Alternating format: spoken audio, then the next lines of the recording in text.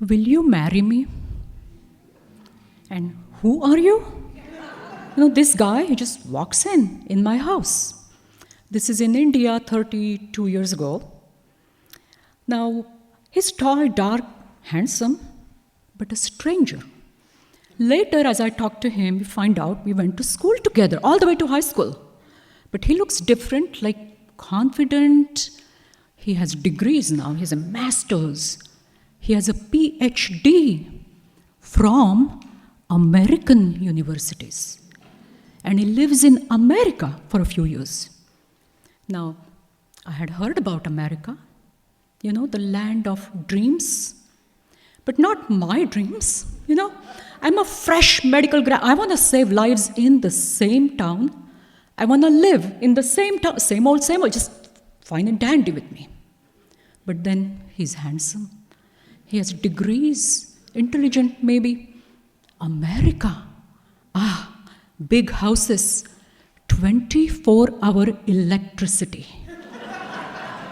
And 24-hour running water, hot and cold.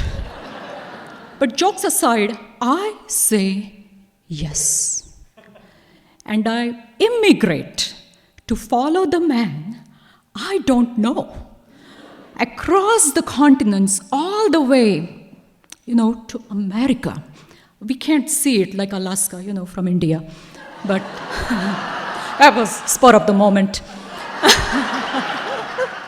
So I come all the way to America, that too, Lancaster. Anybody here know Lancaster? Yeah, south side of Lancaster, we rent an apartment. Now, every day, in the morning, he goes off, somebody has to work, he goes to work, and it becomes eerily quiet, okay?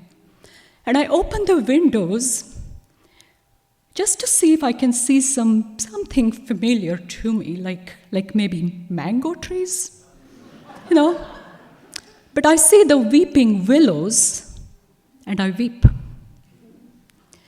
And I try to hear the call of this Asian cuckoo bird, coo-hoo, coo-hoo. But I hear the mourning doves, and I mourn.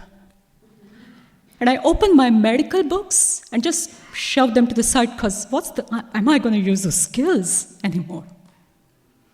And I begin to feel lonely. Lonely and useless, like a non-entity. And I start talking to the walls.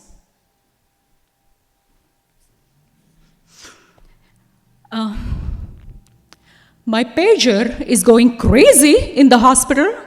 Yes, we are jumping time, 15 years, I have done it. I have become an internist by now, legit. And in that frenzy of pages, this page, a random patient wants to see me, don't know why, so I'm climbing up the stairs all the way to the 7th floor, and wondering, what did I do wrong is my first thought. My palms are like sweaty, I'm lightheaded, but I open his door with a fake poise. Kind of like right now. And I spot the man, he looks rugged and stoic, and I immediately characterize him as, he doesn't have empathy, he cannot cry. And he says, do you remember? I'm like, I don't, but should I? I was in the hospital 7 years ago. I had my knee replaced, and I was discharged, and then you came in as my medical consultant, and you said I shouldn't go home because my oxygen is low, my pulse is beating high, my leg is... I should stay to get a CAT scan of my lungs to rule out blood clots. I am all packed and ready to go home to my own bed and to see my dog. Top 2 reasons why my patients want to go home, believe me. And then you, with a funny name, with a funny accent, and someone I don't know or trust were telling me I couldn't go home. I got so mad at you, I threw you out of the room, literally like, get out. As you were begging and reasoning and trying to say to me, continue to say to me, you could die. Eventually I stayed, I got the scan done, my lungs were filled with clots, both of the sides, and they treated me. Fate brought you in my life, and I did not die. So thank you, doc. Okay, well, I guess I deserve it. You are my hero. I don't know about that. And then he says, and these are his exact words, I kept on looking for you for 7 years. 7 years. And my life is now complete that I have found you and I've thanked you. And then this man cannot cry, he's crying. And I choke up too as I witness gratitude at its best.